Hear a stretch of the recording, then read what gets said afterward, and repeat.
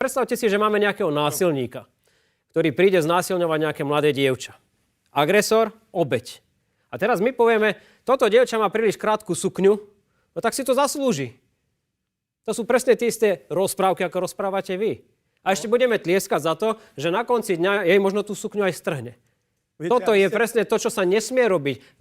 Pravdepodobne podľa toho návrhu by to dopadlo tak, že tie územia, ako to bolo v tom pôvodnom návrhu, nebudú de jure ruské, ale jednoducho budú pod správou Ruska, ale my ich uznávať nebudeme, tak ako neuznávame Kosovo, lebo je to naša štátna doktrína. Čo sa verím, že je správne. Ale proste jednoducho uznáme tú realitu a chceme dospieť k nejakému mierovému riešeniu. To nie je odmena agresora. Európska únia chce poslať ruské aktíva?